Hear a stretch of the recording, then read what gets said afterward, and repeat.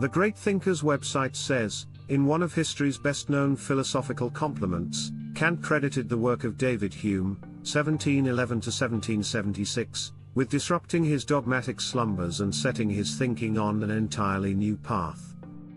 To better understand the results of this new line of thought, we should briefly consider the dogma in question, and Hume's attack on it.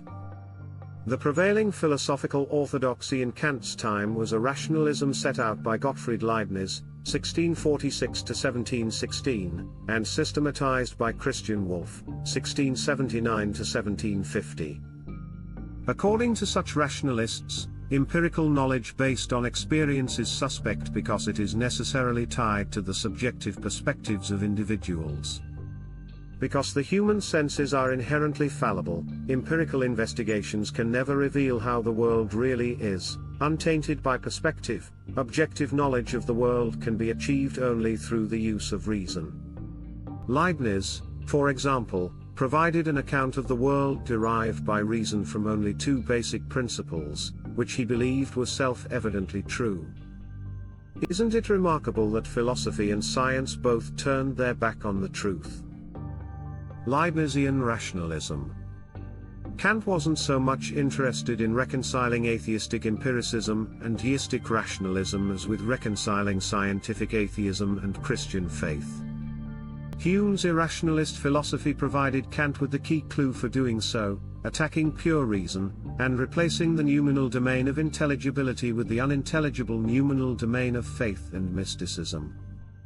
The Great Thinkers website says, David Hume was an exponent of empiricism, a doctrine opposed to rationalism. For empiricists, all knowledge is derived from sense experience, and, therefore, the subjective perspectives of observers can never be entirely overcome. According to this position, rationalist efforts to circumvent the senses by relying on reason alone are bound to fail. It can never be sufficiently stressed how hostile empiricism, of which science is the apex, is to rationalism. Science continues the empiricist tradition by basing everything on empirical observation, and denying the reality of mathematics, the ontological carrier of rationalism. Empiricists can't get enough of denying the intelligible, rational domain of pure reason. It literally appalls them, because it is nonsensory and they stake everything on the limited, fallible, unreliable, delusional, subjective and relative human senses. The Great Thinkers website says, reason can contribute to knowledge, but only by relating ideas to one another, and ideas are ultimately based on sense impressions. Empiricism claims that ideas come from sense impressions. That is its defining idea. Rationalism totally rejects this and asserts that ideas are innate and preceded the sensory world. Kant, who was much closer to empiricism than rationalism, agreed with the empiricists that there are no innate ideas, in the rationalist sense of anything known about reality prior to any sense experience. The Great Thinkers website says, an independent realm of ideas, or access to knowledge of reality untainted by the human senses, is therefore impossible. This independent realm of ideas does of course exist and is the domain of pure ontological mathematics. This mathematical domain is the greatest monstrosity imaginable to empiricists, because it destroys empiricism in one go. The Great Thinkers website says, Hume was especially effective in drawing out the skeptical implications of the empiricist position. He argued that neither personal identity nor causality could legitimately be inferred from experience. Hume, a kind of Buddhist, denied the existence of the self, the soul, denied causation, and reduced everything to psychological illusion, Maya. He in effect destroyed all possibility of real knowledge, and this is always the consequence of empiricism. Science isn't a system of knowledge. It's a system of measurements. Science measures time and space. It has no clue what space and time are. It can't define them. It can't specify their ontology, epistemology and metaphysics. It can provide no actual knowledge of them. What things really are is as unknowable for science as it was for Kant with his doctrine of noumenal unintelligibility. The Great Thinkers website says, although we might notice that some events regularly follow others, we cannot infer that one caused the other. In a sense, Hume argued that we invented causation in our minds and it didn't correspond to anything in the world.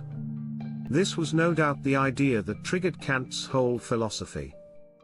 He decided that our mind invented everything, but not in any subjective, psychological way, as implied by Hume, but in a fixed, objective way according to an inbuilt mental operating system, which reliably imposed a true order on the phenomenal world, but could in no way penetrate the noumenal world, although pure reason, in Kant's thinking, deluded us that we could attain noumenal knowledge, hence all the claims of rationalism.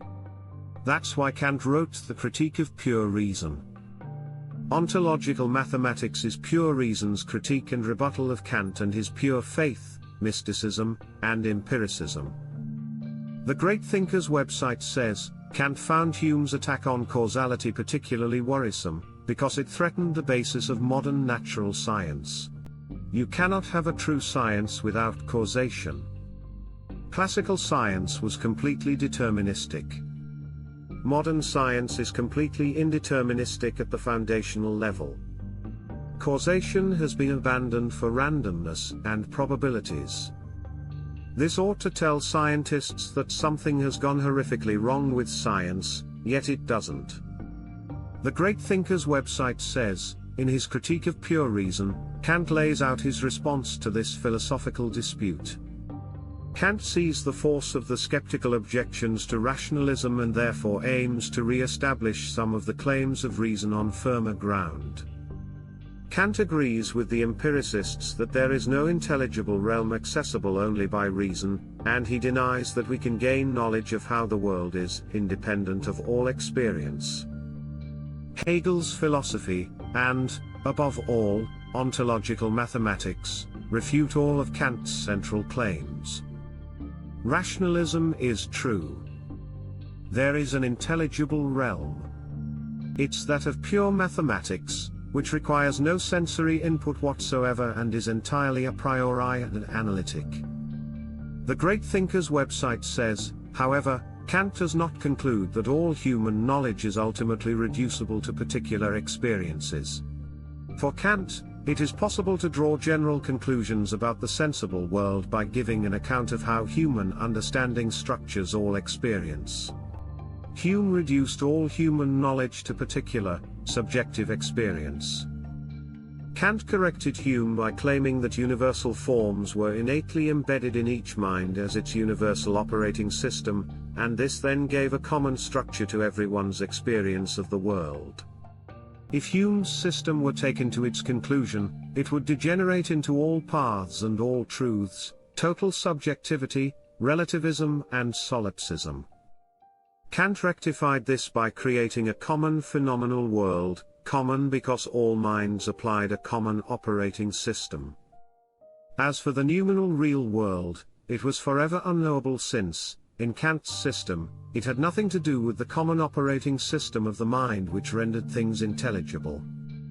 It stood outside that system. In ontological mathematics, every mind has the same monadic ontological Fourier mathematics operating system, and minds can operate this operating system in isolation from each other, in which case they have private dreams, or collectively, in which case they make and interact with the collective, objective, real world. Ontological mathematics resolves all of the incoherence and fundamental problems of Kant's system. Because mind creates everything, mind can know everything. There is no baffling world separate from the mind and unknowable by the mind. The Great Thinkers website says, Kant believes that the entire natural world is subject to a strict Newtonian principle of causality, implying that all of our physical actions are caused by prior events, not by our free wills. How, then, can freedom and morality be possible? Kant's answer to this problem is that although humans are subject to causality in the phenomenal realm, we are free in the noumenal realm. To make sense of this answer, it is necessary to understand Kant's distinction between theoretical and practical reason. The Critique of Pure Reason gives an account of theoretical reason and its limits. Theoretical reason can understand the natural world through the categories of the understanding.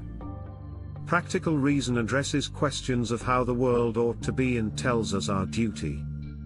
It also leads humans to a concept of an ideal world, which it becomes our aim to create. However, the proper functioning of practical reason requires the existence of certain conditions, such as God, immortality of the soul, and, most importantly, free will. Because none of these is contained within the categories of the understanding, theoretical reason can know nothing about them. However, argues Kant, because theoretical reason is also incapable of disproving their existence, we are justified in accepting their existence practically. Kant opposed pure reason, because it's opposed to faith, but loved practical reason because it demands faith. All of Kant's arguments are specious. Ontological mathematics easily demonstrates how free will is possible in a deterministic system. Each monadic mind is a self-determining entity, and so is the whole collection of monadic minds. Each monadic mind contributes to the collective system, and is bound by the laws of the collective system. However, each monadic mind controls a specific body in the collective system, and can determine how that body acts, and thus can have free action within the collective system.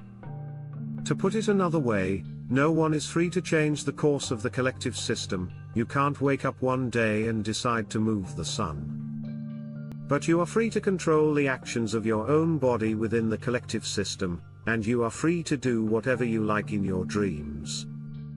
You can move the sun anywhere you want in your dreams.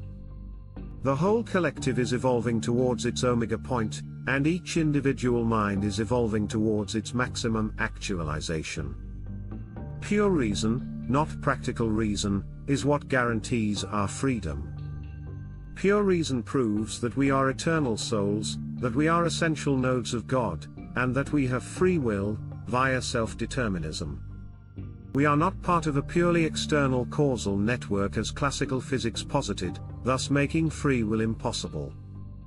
Rather, we are dual-aspect entities. We all contribute to an external causal network, the objective world, but we also have our own internal agency that is not influenced by anything outside us, and that's where our free will resides. We can take action that is in no way determined by the outside world. Minds can act both individually and collectively. In our dreams, we are free to individually create whatever reality we like. In the collective dream, which produced the objective, real world experienced by all of us, we are not free to create whatever reality we individually like and to change it at our whim. We have to work, unconsciously, in conjunction with all the other minds, which serve as a potential infinite resistance to our individual will. The only part of the objective world we can direct at our whim, via our free will, is the particular spacetime body we control with our individual monadic mind. It's an incredibly rational and simple system, as per the principle of sufficient reason, and Occam's razor. Pure reason explains everything. How does a mind create a single, seamless, unified conscious experience?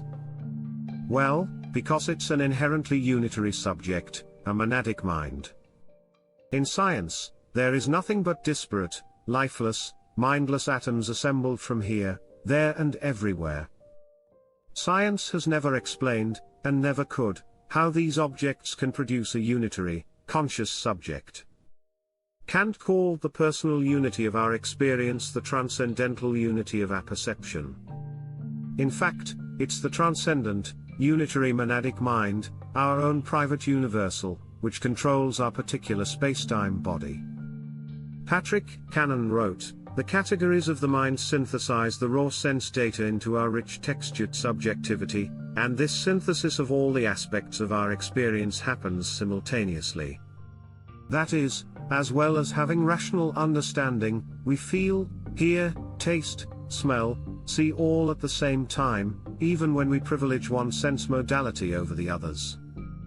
Kant says this thing to which we attach the word I is the product of our minds necessarily functioning in this unitary way, because we must each perceive all our experience through a unified mind. This stream of consciousness flowing from our mental architecture gives us the experience of having a transcendental ego, a self, or a soul. It's not that we subjectively experience having a soul. Rather, we are a soul. It's what defines us. It's what we truly are. We have a body, controlled by our mind. Kant's system is called transcendental idealism, but it's not idealism at all because it posits an unknowable noumenal world outside the mind. You can't have a true idealism which has a component external to mind. Hegel removed all such components. In ontological mathematics, nothing exists but minds and their thoughts. They create the world. There is no world independent of mind that produces something for mind to observe and with which to interact. When people as intelligent as Kant reach crazy conclusions, you can be sure they are motivated in some unhealthy way to do so. Kant's fatal flaw was to want to create a system in which Christian faith was compatible with Newtonian science, and he used the unknowable noumenon and knowable phenomenon dichotomy to achieve this. A knowable noumenon such as provided by pure reason, ontological mathematics, defined by the principle of sufficient reason, was no good to Kant's Christian faith, and that's why he had to critique pure reason. Sad.